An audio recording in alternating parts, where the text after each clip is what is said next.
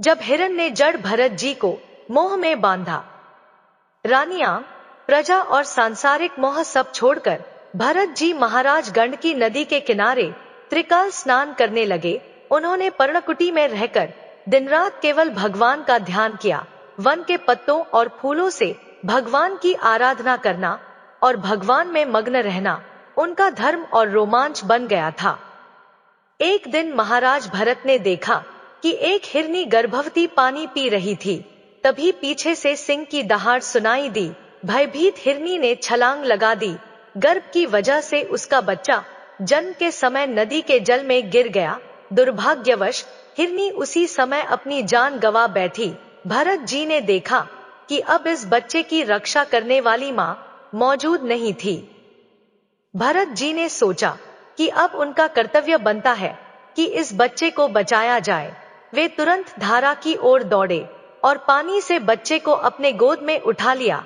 यह वास्तव में एक अत्यंत उत्तम कार्य था। हर साधु का हृदय ऐसा होना चाहिए कि किसी भी जीव की रक्षा करना उसका धर्म और परहित बन जाए। भरत जी ने वही किया जो एक संत के हृदय से अपेक्षित होता है।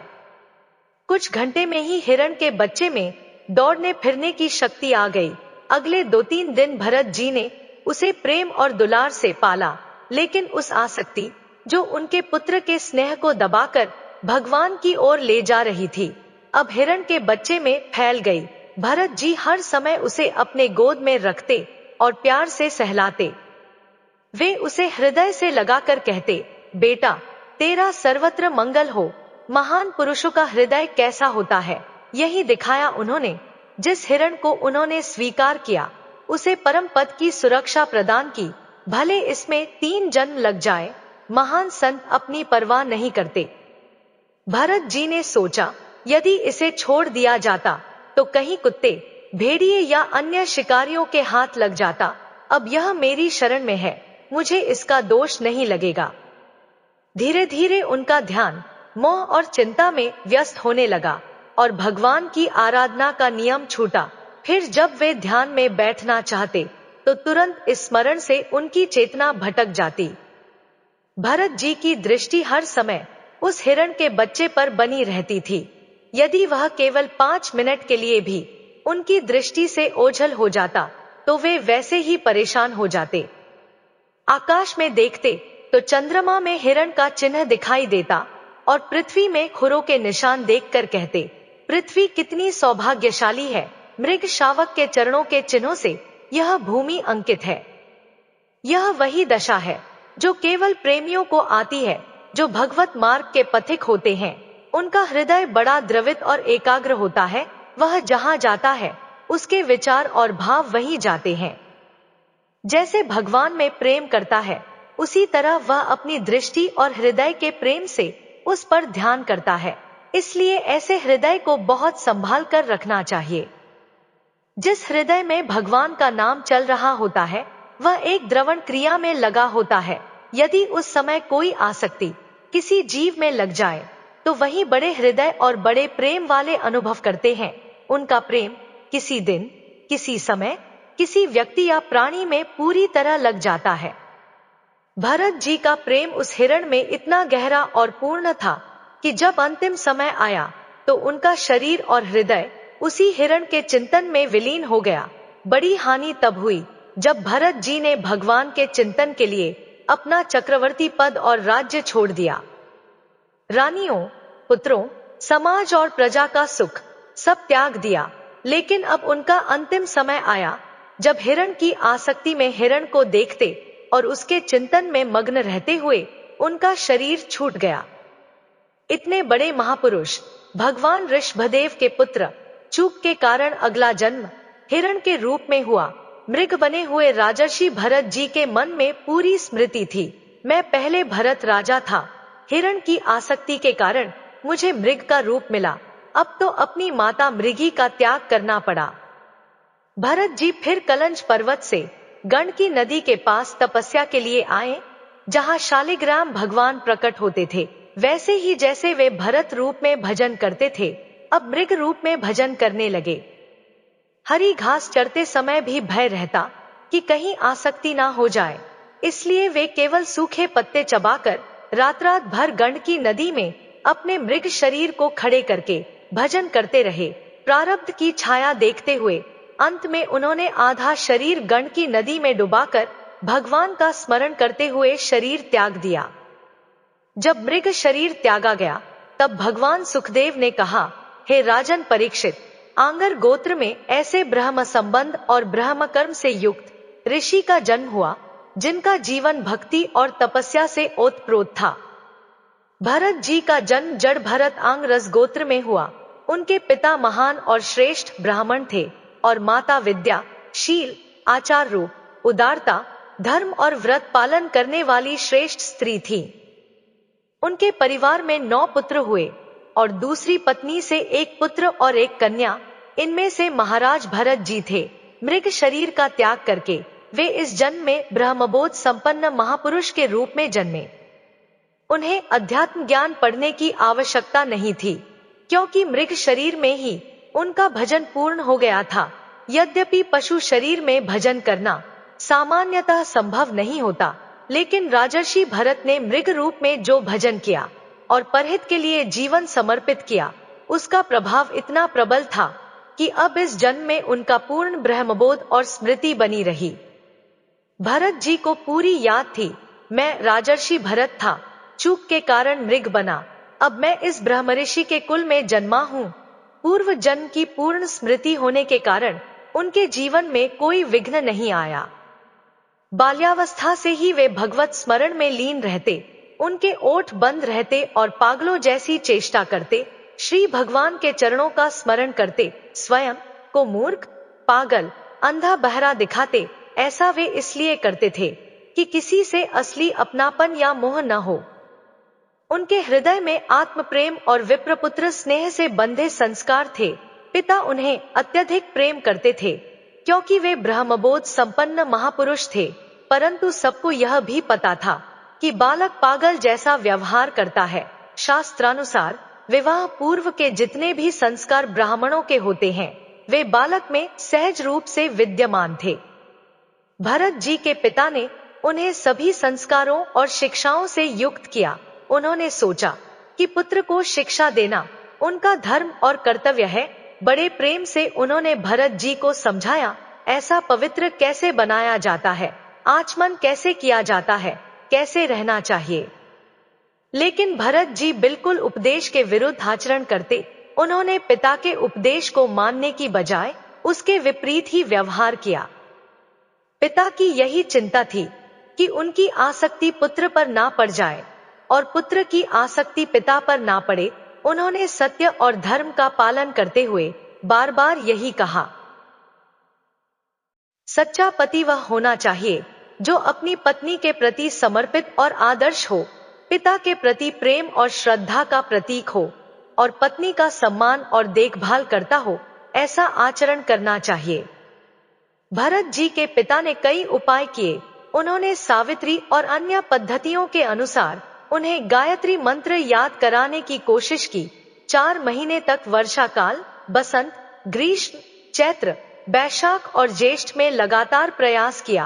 प्रणव सहित गायत्री मंत्र का अभ्यास करवा रहे थे, लेकिन भरत जी पागलों जैसी चेष्टा करते, मूर्खवत आचरण करते। उनके पिता, जो बड़े विद्वान और महात्मा थे, दुखी हुए कि उनका पुत्र पागल जैसा व्यवहार करता है। फिर भी उनके हृदय में भरत जी के प्रति अत्यधिक प्रेम और श्रद्धा थी, क्योंकि वे जानते थे कि यह पुत्र भविष्य में अपने कुल को परम पावन कर देगा। इतनी विपरीत चेष्टा और उपदेशों के विरोधी व्यवहार के बावजूद उनके पिता ने कभी हार नहीं मानी। वे बार बार पुत्र को शास्त्रों, अध्ययन, व्रत, नियम, गुरु सेवा, अग्नि सेवा और ब्रह्मचर्य पालन कराना चाहते थे, परंतु भरत जी का पागलपन और अद्भुत हृदय उनके प्रयासों को चुनौती देता रहा। समय के साथ इस विपरीत चेष्टा के बीच भरत जी का शरीर पूर्ण हुआ और उनके बाल्यकाल का यह अद्भुत समय समाप्त हुआ। अब पिता का देहांत हो गया था और भरत जी पूरी तरह स्वतंत्र हो गए। अब उनके लिए केवल पिता का प्रेम ही शेष था, क्योंकि कोई और उन्हें समझता या प्यार करता नहीं था। महापुरुष होने के बावजूद लोग उन्हें पागल और मूर्ख समझते थे। उनके भाई भी यही सोचते थे कि यह बालक मूर्ख है, और कर्मकांड, शास्त्र, विद्या सब कुछ समझने वाले विद्वान ब्राह्मण होने के बावजूद भरत जी के असली प्रभाव और शक्ति को नहीं जानते थे, इसलिए उपेक्षा करते और उन्हें महत्व नहीं देते थे। भाई और अन्य साधारण लोग जो केवल संसारिक राग और मोह में लिप्त थे, भरत जी के साथ कठोर और असंवेदनशील व्यवहार करते थे। बचा खुचा खाना, पशु जैसे काम, अपमान, मारपीट, सब कुछ सहन करना पड़ता। कोई उनके ऊपर थूकता, कोई ईंट मारता, कोई अपमान करता, परंतु भरत जी के हृदय में किसी प्रकार का मान अपमान या क्रोध का विचार ही नहीं आता था। वे अपने आप को मूर्ख और पागल दिखाकर ही सबका ध्यान भटकाते थे। ब्रह्मबोध और परा विद्या के सिद्ध महापुरुष होने के बावजूद भरत जी इस प्रकार स्वांग रचते कि लोग उन्हें पागल समझें। जैसे लोग उन्हें मूर्ख या पशु समझते थे, उसी के अनुरूप वे अपने व्यवहार और भाषण करते। उनका रूप, कर्म और क्रिया सब कुछ उसी तरीके से प्रकट होता जैसे लोग सोचते कि यह बालक पागल है। कभी उन्हें खेत में काम पर लगाया जाता, चारा काटवाया जाता, गोबर फेंकने का काम दिया जाता और बाद में जले भुने या बासी अन्न से भोजन कराया जाता। महापुरुष के लिए यह सब बिल्कुल असम्मानजनक कार्य था, लेकिन भरत जी का शरीर और हृदय अखंड ब्रह्मचारी, पुष्ट और बलवान होने के बावजूद इन सब कामों से प्रभावित नहीं हुआ। यह किसी प्रकार का शास्त्रीय ज्ञान या साधना नहीं थी। भरत जी अपने भजन और आत्मबोध के बल पर पूर्णतः भगवान में लीन थे। उनका ज्ञान और आनंद स्वतः सिद्ध भगवत स्वरूप ज्ञानानंद में निहित था। भजन के बल से उन्होंने आत्मबोध प्राप्त किया और संसार की सब कठिनाइयों और अपमानों में भी उनका मन स्थिर और अविचल रहा। भरत जी के पिता ने उन्हें जो पहला यज्ञ और पवित्र संस्कार दिया था, उसी का प्रभाव उनके जीवन में लगातार बना रहा। उनके शरीर पर केवल वही पवित्र वस्त्र और नीचे का वस्त्र था जो रास्ते में या किसी ने दे दिया।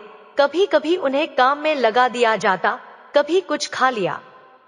उनके हष्ट पुष्ट स्वस्थ शरीर पर सर्दी, गर्मी, वर्षा सब खुले रहते, पर वे कभी परेशान नहीं होते थे, क्योंकि उनका देहाभिमान नष्ट हो चुका था। कोई क्लेश, लालच या आसक्ति उनके हृदय में नहीं रहती थी। उनके शरीर की पोषण की वृत्ति भी लगभग समाप्त हो चुकी थी। भरत जी कभी स्नान नहीं करते थे, ना हाथ पैर धोते, ना मुंह साफ करते। सर्दी, गर्मी, आंधी या वर्षा सब कुछ उनके लिए समान था। उनका शरीर किसी बाहरी वस्त्र से ढका नहीं होता था, फिर भी भीतर उनका मन भगवान में लीन रहता। जैसे मणि के ऊपर धूल जम जाए पर उसकी चमक मिटती नहीं, वैसे ही उनके शरीर पर धूल, मैल और कठिनाइयां छा जाए पर उनका भक्ति और आत्मबोध कम नहीं होता। भगवान ने साधकों और साधुओं को यह शिक्षा दी है कि उन्हें सुख दुख, हर्ष शोक, मान अपमान, गर्मी सर्दी, वर्षाताप इन सब को सहन करना चाहिए। यदि कोई व्यक्ति इन सब कष्टों और परिस्थितियों को सहन कर ले तो वह परम पद का अधिकारी बन जाता है। भरत जी का शरीर बड़ा ही हष्ट पुष्ट था। वे पृथ्वी पर बैठे रहते, कभी स्नान नहीं करते, केवल कभी कभार गंडकी नदी में 3 बार साधना के लिए स्नान करते थे। बाहरी दृष्टि से उनका शरीर मैला और कुचला हुआ प्रतीत होता, परंतु इस अवस्था में भी उनका हृदय परमात्मा में लीन और पवित्र था। लोग यही जानते थे कि यह महापुरुष है जिसे बाहरी रूप और वस्त्र की सफाई की आवश्यकता नहीं थी, क्योंकि उनका जीवन और शरीर पूर्णतः भगवान की इच्छा और भक्ति के अधीन था। भरत जी, जिनको संसार का परम पवित्र भोग भी प्राप्त होना चाहिए था, वे इसे भी बड़े प्रेम और भक्ति से ग्रहण करते। पके हुए अन्न की जली हुई खुरचन भी वे शरीर के प्रारब्ध और भगवान की कृपा समझकर चबा लेते। उनके भाइयों ने उन्हें फिर खेत की रखवाली सौंपी, परंतु भरत जी विपरीत ही करते। जो भी कार्य सौंपा गया वे उसका उल्टा करते। इसी कारण सभी को यह स्पष्ट हो गया कि यह बालक पागल है। इतनी विपरीत परिस्थितियों के बीच भी भरत जी का हृदय स्थिर और भगवान में लीन था। यहाँ तक कि एक डाकुओं के सरदार ने भद्रकाली से कामना की थी कि उनके पुत्र को नरबलि दी जाए, मनुष्य को काटकर बलि चढ़ाई जाए। लेकिन भरत जी अपने भक्ति और परमात्मा में लीन हृदय के बल पर इन सभी विपत्तियों को सहज रूप से सहते रहे। भद्रकाली को प्रसन्न करने के लिए नरबलि का संकल्प लेकर डाकुओं के सरदार दसराज ने जब पुत्र प्राप्ति की तो उसने बलि के लिए एक मनुष्य को पकड़वा लिया। उस बेचारे को बाजार में खुला छोड़ दिया गया कि जो चाहो खा लो। उसे पता ही नहीं था कि ये दयालुता नहीं, उसकी अंतिम घड़ी है। वह बड़ी खुशी से जलेबी, गुजिया, गुलाब जामुन जो भी मिला सब खा रहा था। तभी एक दुकानदार ने धीरे से कहा, खूब खा लो, जितना खाना है, अब तो तुम्हारी गर्दन ही कटनी है। दसराज ने आज उत्सव मनाया है, तुम उनके बलि पशु हो, यह सब खाने को अब कहाँ मिलेगा। यह सुनते ही उसका रंग उड़ गया। वह जल्दी से पत्तल उठाकर वहां से भाग खड़ा हुआ। रक्षक लोग पहले तो निश्चिंत थे कि वह खा पीकर वहीं रहेगा, आसानी से पकड़ लेंगे। लेकिन जब उन्होंने देखा कि वह आदमी भाग गया है तो घबराहट फैल गई। सोचने लगे, अगर राजा को बताने गए कि बलि का मनुष्य भाग गया तो वह क्रोध में हमारी ही बलि चढ़ा देगा।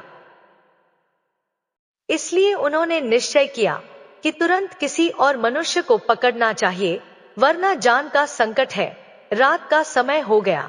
सभी दास दासी सेवक जंगल और खेतों में मनुष्य की खोज में दौड़ने लगे। तभी उनकी दृष्टि अचानक जड़ भरत जी पर पड़ी, जो खेत के किनारे चुपचाप बैठे थे। वे बोले, अरे देवी इससे प्रसन्न हो जाएंगी, इतना तगड़ा, हष्ट पुष्ट, बलवान पुरुष, इससे अच्छी बलि कहाँ मिलेगी। और वे तुरंत भरत जी को पकड़ने के लिए दौड़ पड़े, यह जाने बिना कि वे किस महापुरुष पर हाथ डालने जा रहे हैं। रात्रि के करीब वह समय आया जब भरत जी को पकड़ लिया गया। कोई विरोध नहीं किया। सब सोच रहे थे, हमारे स्वामी का कार्य इससे बहुत सिद्ध हो जाएगा, देवी भी बहुत प्रसन्न होंगी। भरत जी को रस्सियों से बांध दिया गया, कोई रोकने वाला नहीं था। बिल्कुल पागलों जैसी स्थिति, जो शरीर का होना तय था वही हुआ। अब कोई बचाव नहीं। उन्हें मंदिर की ओर ले जाया गया। बाजार में छोड़ने का तो सवाल ही नहीं था, क्योंकि पहले ही एक आदमी भाग चुका था। भरत जी को विधि अनुसार भद्रकाली के मंदिर में ले जाकर उपटन लगाया गया, स्नान कराया गया, नए वस्त्र पहनाए गए, चंदन और माला से उन्हें सजाया गया। फिर उन्हें भोजन दिया गया, खीर, पुआ और अन्य प्रसाद। भरत जी ने सब कुछ चुपचाप ग्रहण किया। उनका हृदय पूर्णतः शांत और निर्भीक था। अज्ञानी लोग सोचते कि यह बालक पागल है, पर वह परम ज्ञानी था। इसके बाद आरती और पूजन हुआ, ढोल मृदंग बजाए गए, दीप और धूप से मंदिर को अलंकृत किया गया। फिर भद्रकाली के सामने उन्हें ले जाकर कहा गया, सर झुकाकर घुटनों के बल बैठ जाओ। भरत जी ने देखा कि सामने भारी तलवार रखी हुई है, जो बलि के लिए तैयार की गई थी, परंतु उन्होंने अपनी दृष्टि में सब कुछ स्वीकार किया। शरीर का प्रारब्ध वही है जो होना है, बस इतना समझकर उन्होंने सिर झुका दिया। कोई भय, चिंता या असहजता उनके मन में नहीं थी। दसराज स्वयं आया। वह अभिमंत्रित, भारी और अत्यंत वज्रतुल्य खड्ग उठाए हुए था। उसके भीतर रज और तम का प्रबल प्रभाव था।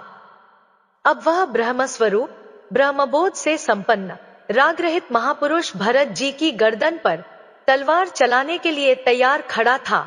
परंतु जैसे ही उसने तलवार उठाई, उसी क्षण भद्रकाली की मूर्ति में स्थित दिव्य ब्रह्मतेज से अग्नि प्रकट हुई। देवी का शरीर मानो प्रज्वलित हो उठा। वह असहनीय क्रोध से चीख पड़ी और मूर्ति को फाड़ते हुए प्रकट हो गई। क्षण भर में ही देवी ने वही भारी खड्ग उठाई और जो लोग बलि चढ़ाने वाले थे उन सभी की गर्दनें उड़ा दी। मां को यह कृत्य स्वीकार नहीं था। देवी जगदम्बा है, सभी जीवों की माता।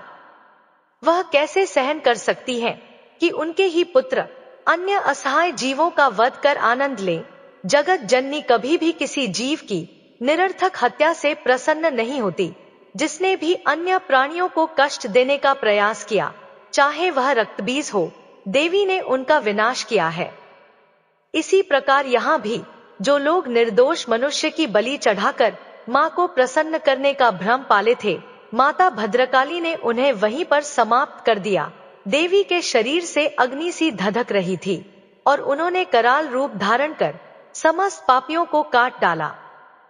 और उस प्रचंड विनाश के बीच केवल भरत जी ही शांत बैठे रहे। ना उन्हें डर, ना उन्हें क्लेश। रस्सी से बांधा तो बंध गए, नहलाया तो नहा लिए, भोजन दिया तो स्वीकार कर लिया, सिर झुकाने को कहा तो झुका दिया। यह ब्रह्मबोध संपन्न महापुरुष की स्थिति थी। पूर्ण तटस्थता, पूर्ण समता।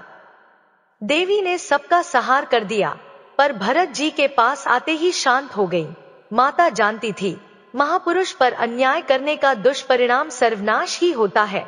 सत्य यह है, जो किसी ब्रह्मज्ञानी, महापुरुष, संत या सिद्धात्मा का अपराध करता है, वह स्वयं अपने विनाश का द्वार खोलता है।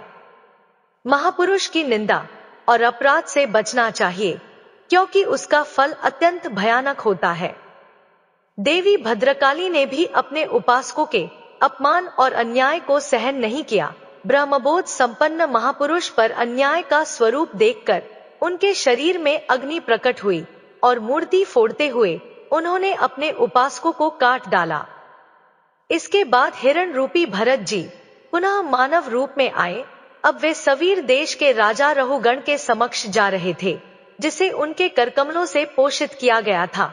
यह वही रहुगण है जिस पर कभी हिरण भरत जी ने दया और परहित दिखाया था। जब राजा पालकी में बैठकर कपिल भगवान से सत्संग करने जा रहे थे, तो उनकी पालकी के कहारों में से एक को अचानक बुखार आ गया और वह डगमगा गया।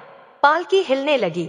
अन्य कहारों ने तुरंत कहा, भाई किसी और को खोजो, राजा है। लेकिन तभी उन्होंने देखा भरत जी, जो अब पूर्ण महात्मा और ब्रह्मबोध संपन्न थे, अपने नवीन वस्त्रों में सजे, तिलक लगे, खीर चखते हुए बड़ी शांति और ध्यान पूर्वक वहां चल रहे थे। उनका शरीर हष्टपुष्ट, बलवान और जवान था। उनकी चाल इतनी स्थिर और संतुलित थी कि उन्होंने दृष्टि जमीन की ओर रखते हुए किसी भी जीव को पैर के नीचे दबने नहीं दिया। भरत जी इतने बलवान थे कि यदि उनके कदम रुक जाते तो आसपास चल रहे तीनों कहारों के कदम भी ठहर जाते। उनकी एक दृष्टि और चाल ही इतना प्रभावशाली थी। भरत जी अपने बलवान शरीर और लंबी टांगों के साथ इतनी सहजता से चलते थे कि यदि वे संभल कर थोड़ी भी गति बढ़ाते तो तीनों कहार मुंह भरकर ठहर जाते। राजा रहुगण ने देखा कि पालकी डोल रही है, हिल रही है और ऊंची नीची हो रही है। वह बोले, यह क्या प्रमाद है? कहारों ने डरते हुए उत्तर दिया, महाराज आपकी जय जय हो।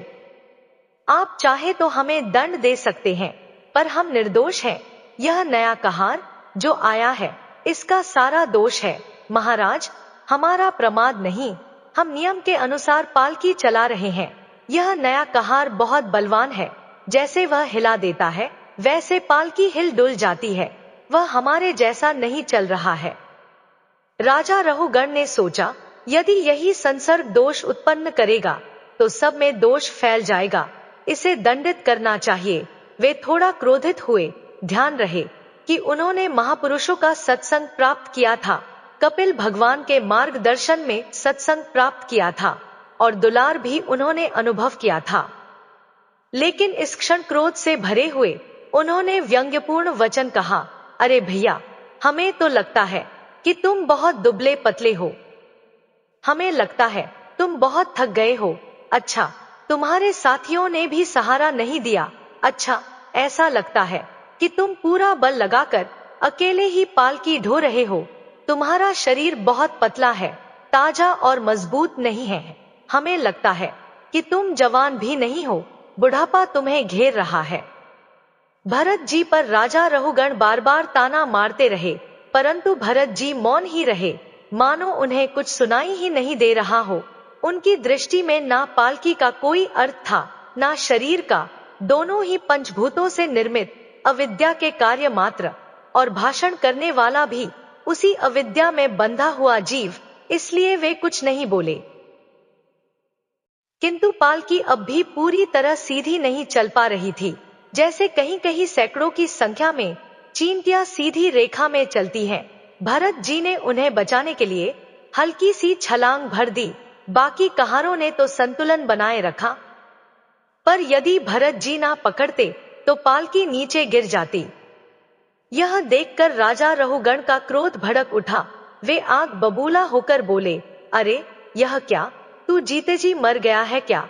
मेरी अवज्ञा कर रहा है, मेरा अनादर कर रहा है, तू तो प्रमादी मालूम देता है। सुन, जैसे यमराज का दंड व्यर्थ नहीं जाता, वैसे ही आज तुझे मैं ऐसा दंड दूंगा कि तेरे होश ठिकाने आ जाएंगे।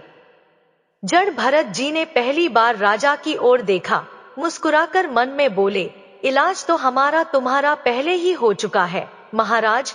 हम तो तुम्हें अपने कांधे पर पहले भी उठा चुके हैं और आज भी उठा रहे हैं।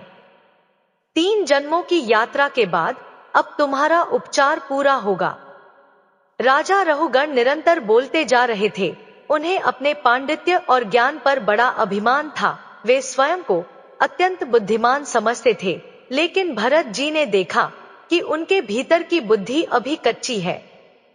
तभी पहली बार जड़ भरत जी के चेहरे पर एक हल्की सी मुस्कान आई। जीवन में आज वे पहली बार बोले। जैसे श्री भगवत रसिक जन कहते हैं, जब संत मौन तोड़ता है तो हृदय की ग्रंथि खुल जाती है। भरत जी ने अत्यंत शांत स्वर में कहा, महाराज, मैं आपको कोई अपमान नहीं दे रहा हूं। भरत जी अपने पिछले जन्मों के अनुभव से अत्यंत ज्ञानी बन गए थे। उन्हें ज्ञात था कि जीवन में भाग्य का प्रभाव होता है, लेकिन लोग इसे अक्सर समझ नहीं पाते। मनुष्य कई भावों से गुजरता है, भय, क्रोध, कामना, अभिमान, शोक, नींद, बुढ़ापा, ये सभी शरीर से जुड़े हैं, आत्मा से नहीं। आत्मा इनसे परे है, पर मनुष्य देह को ही अपना स्वरूप मान लेता है, यही भ्रम है। राजा जब भरत जी के सामने आए तो उन्हें ऐसा प्रतीत हुआ कि यह तपस्वी कोई साधारण व्यक्ति नहीं है। राजा ने आदर से सिर झुकाया। भरत जी ने कहा, देव, आप बड़े ज्ञानी प्रतीत होते हैं। क्या आप किसी दिव्य रूप में हैं? क्या आप स्वयं भगवान कपिल देव हैं? मैं किसी भी अस्त्र शस्त्र से नहीं डरता, ना इंद्र के वज्र से, ना महादेव के त्रिशूल से, ना यमराज से, परंतु एक ही भय है, किसी साधु या महापुरुष का अपमान हो जाए। भरत जी ने आगे कहा, देह का सुख दुख केवल शरीर को होता है, आत्मा कभी दुखी नहीं होती। हम समझ लेते हैं कि मैं दुखी हूं, जबकि दुख केवल शरीर का होता है, आत्मा का नहीं। राजा को यह बात समझ में नहीं आई। उन्होंने पूछा, जब मैं कार्य करता हूं तो थकान महसूस होती है, क्या यह आत्मा की थकान नहीं है? भरत जी ने सरल उदाहरण देकर समझाया, देव, जैसे चूल्हे पर रखा बर्तन गर्म हो जाता है पर अंदर का पानी ठंडा रह सकता है और चावल पकता है, वैसे ही शरीर को चोट लगती है तो दर्द शरीर का होता है, आत्मा का नहीं। हम देह को ही अपना मान लेते हैं, इसलिए दुख हमें अपना लगता है। इसके बाद राजा ने पूछा कि शासन में दंड देने का क्या अर्थ है? भरत जी ने कहा, दंड तभी उचित है जब वह अहंकार से नहीं, धर्म के पालन के उद्देश्य से दिया जाए। साधु का अपमान चाहे अनजाने में हो, उसके बड़े दुष्परिणाम होते हैं, इसलिए मैं उससे डरता हूं। फिर भरत जी ने आत्मा और मन का रहस्य समझाया। मनुष्य जब तक 3 गुणों सत्व, रज और तम के प्रभाव में है, तब तक वह तत्वज्ञान पूरी तरह नहीं समझ सकता। इंद्रियां हमें विषयों में उलझाए रखती हैं, रूप, रस, गंध, स्पर्श और शब्द में। इनके आधार पर ही मन सैकड़ों तरह की इच्छाएं और कर्मों को जन्म देता है। जब तक मन विषय भोग में है, जीव संसार में घूमता रहता है, परंतु जब मन भगवान में लग जाता है, तभी मुक्ति मिलती है। उन्होंने एक सुंदर उपमा दी, जैसे घी जलने पर धुआं होता है, पर घी खत्म हो जाए तो अग्नि शांत होकर अपने मूल में लीन हो जाती है। इसी प्रकार जब मन की इच्छाएं समाप्त होती हैं, तब जीव परमात्मा में लीन हो जाता है। फिर भरत जी ने राजा की ओर देखते हुए कहा, सत्य का प्रकाश केवल आत्मा से होता है, आत्मा पर कोई प्रभाव नहीं पड़ता। माया, मोह, राग, द्वेष, ये सब केवल मन को बांधते हैं। अंत में भरत जी ने हाथ जोड़कर भगवान को बार बार नमस्कार किया और कहा, मैं आपको पहचान नहीं पा रहा। आप अवतार भी हो सकते हैं, महापुरुष भी। मैं तो केवल इतना जानता हूं कि ज्ञान का मार्ग वही है जो भगवान श्रीहरि दिखाते हैं। भरत जी के वचनों ने राजा को गहराई से प्रभावित किया। राजा समझ गए कि यह कोई सामान्य साधु नहीं, बल्कि परम ज्ञानी, आत्मज्ञानी, भगवान कपिल देव के समान तत्वज्ञ महापुरुष है। तभी भरत जी के मार्ग में राधा वल्लभ लाल की जय का उद्गार गूंज उठा, मानो स्वयं भगवान उनकी वाणी को सत्य प्रमाणित कर रहे हों। दोस्तों, उम्मीद है आपको यह कथा पसंद आई होगी। कमेंट में अपनी प्रतिक्रिया जरूर दें। वीडियो को लाइक, शेयर और हमारे चैनल को सब्सक्राइब जरूर करें। आपके सहयोग के लिए धन्यवाद।